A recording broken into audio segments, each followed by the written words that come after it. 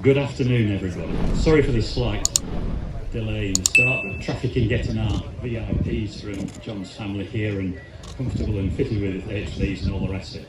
Look, thanks for coming. It's great to see you, and I do mean it's great to see you and not as a little face on a computer screen saying, oh, you're on mute, or I can't hear you, or anything else. Biggest crowd of people I've spoke to in 15 months. So, let's get the show on the road. Very pleasant occasion for us today, means a lot to everybody here personally. So to conduct the ceremony today, let me introduce you my very good friend, retired Colonel Steve Davies, MBE.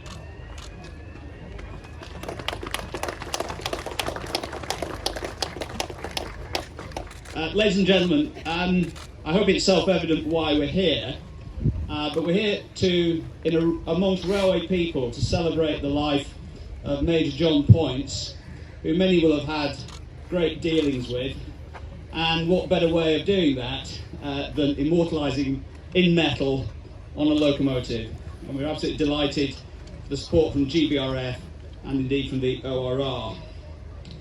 Now, what is key about John was that, of course, he was the last Royal Engineer member of Her Majesty's Railway Inspectorate.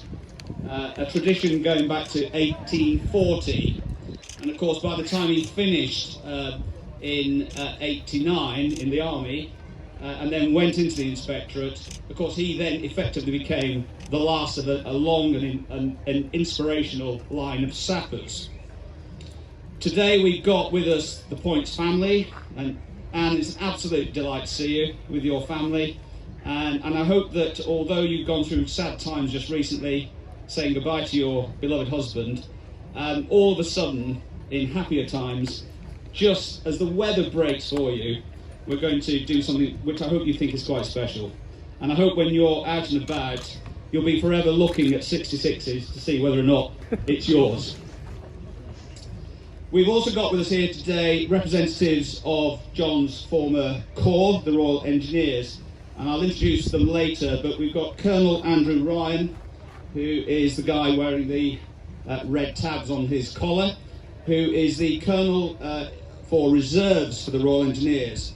And accompanying him is W1 Nathan Toms, who is the Senior Warrant Officer for Royal Engineer Reserves. And we're delighted that you have put your lives at risk through dehydration by wearing those Christmas tree outfits. So thank you very much indeed, gentlemen.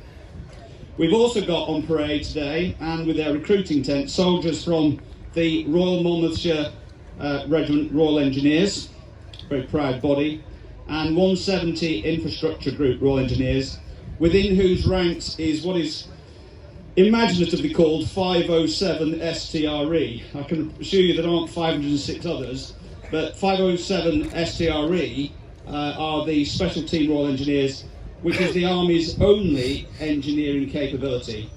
And out of interest, and this is relevant to John's career, the Royal Engineers have now reclaimed the railway function for the Army, and I'll talk about that in a second. Now, why do we do this? Well, there is a natural link between the Army, the military, and railways.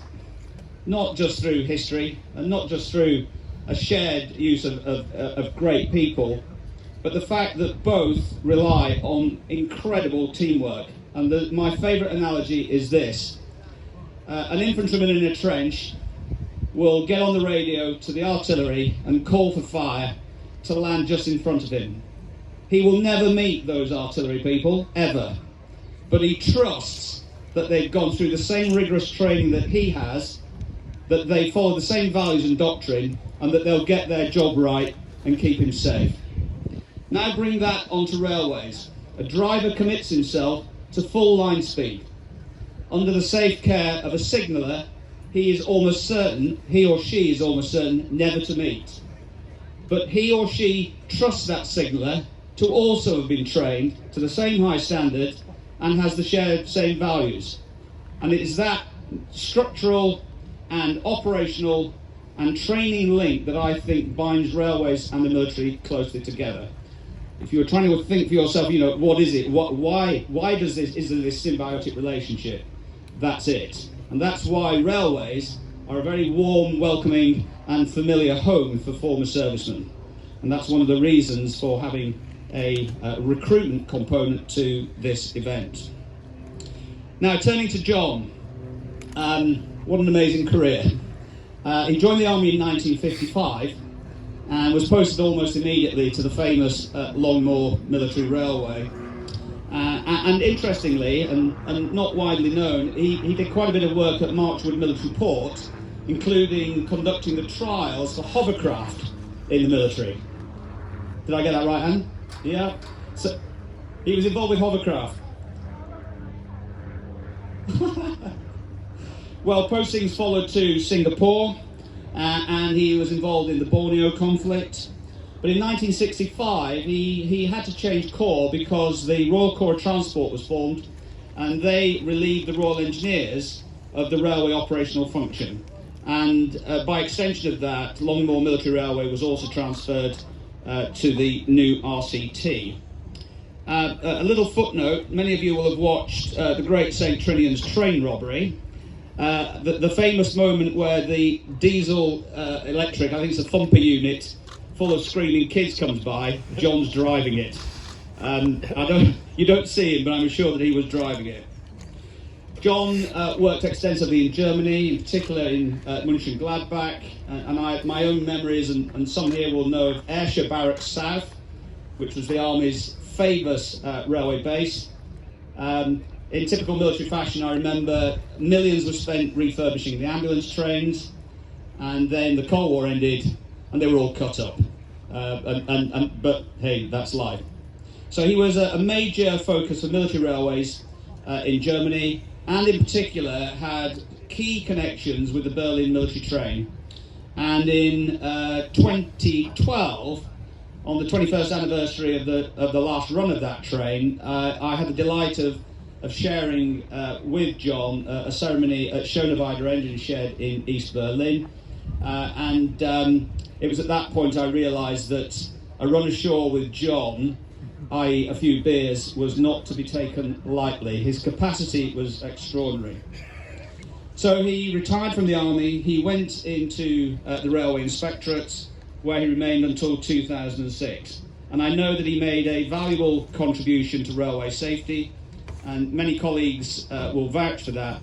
In particular, of course, the railway heritage business benefited hugely from his sage advice. So that is John. That's why we're here. He was not just any old member of the Railway Inspectorate, and that's not a pejorative description. He was colourful, he was larger than life, but he was an absolute master of his trade, and I'm absolutely certain, Anne, that he was a gloriously loving companion and husband. Indeed. Okay. What I'd like to do now is to invite Ian Prosser, who is Her Majesty's Chief Inspector of Railways, to step up to say a few words. Thank you.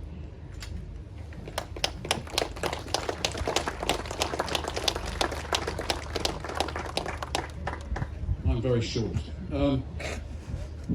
We're here today to celebrate the life of a brilliant and intellectual man, John.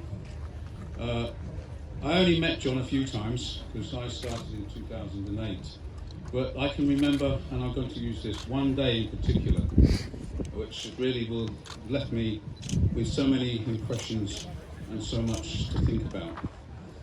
We were in Nigel's house, in his dining room, which had just been created, I think, and we were all there with Self, Nigel, David Key and John to actually go and turn every single page of the book that we had produced, which we would never have done without the help of John and his knowledge. And my living memory of that will stay with me forever, because it was so inspirational, and it was also unbelievably, and he put me in my place a few times, the extent of his knowledge was unbelievable. You know, he left me way behind, but he was so. And he did this with an absolute great charm and wit. And we could have been a really tedious day going through 100 and odd pages of text and lots of words that we were all trying to find if we got this right. But without his help, we wouldn't have done that. But his charm and wit, and was absolutely amazing. and it worked. He made that day such an enjoyable day that I'll remember it forever. So thank you very much for coming, and I hope that we see this on the railway for a long time. So from the Majesty's Railway Inspector, well done, John. Thank you.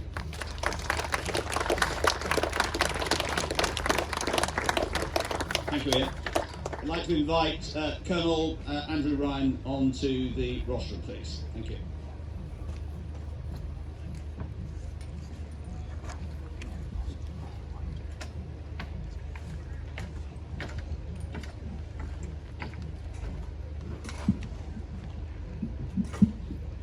I'm going to have the fight with the microphone in the opposite direction. So, virtually good afternoon, everybody. I'm delighted to be here today with troops, obviously, from 170 Engineer Group and Royal Monmouthshire Royal Engineers to help celebrate and support this momentous occasion. I'm here on behalf of our Chief Royal Engineer, General Tyrone Urch, who sends his best regards for the day, and on behalf of the Corps, based as we are out of Chatham in Kent. So it is fitting that the Corps is represented. John spent clearly a large chunk of his life in the Corps, and with his affiliation for the railway industry, again from my point of view it's quite fitting because I used to be the commanding officer of the works group under which 507 STRE sits. So some of the people here today remember me, maybe not fondly, but certainly remember me from my role in that job. So I'm not unused to seeing large pieces of rolling stock on the tracks.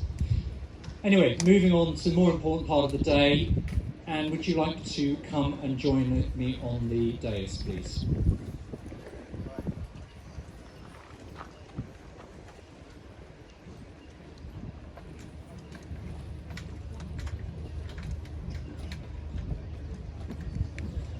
So we're going to move on to... On guard, jump! Right, we're now going to move on to the unveiling itself.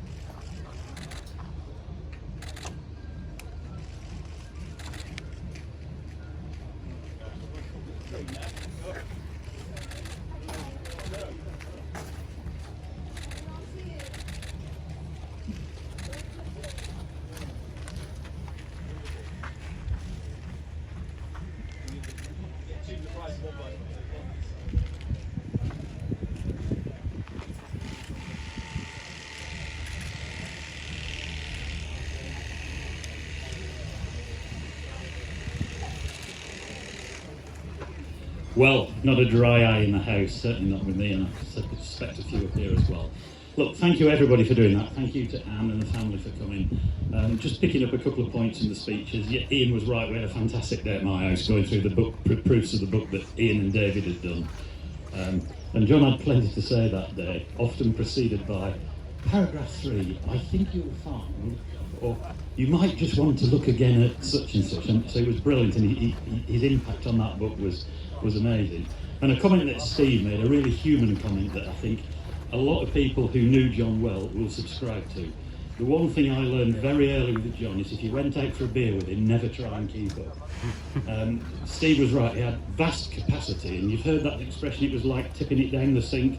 John loved his ale, and could he put it away. So he was a great man, he was a really good friend of mine, and I'm delighted to be able to do this today. So thanks to the ORR, GB, Steve, everybody in the team who's done this. It's been a fantastic day, and I hope John would have been pleased. I could also hear him say, "Oh, stuff it."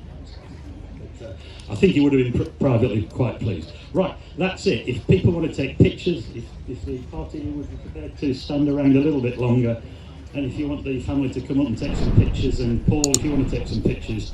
Otherwise, thanks ever so much for coming, and enjoy the rest of the day.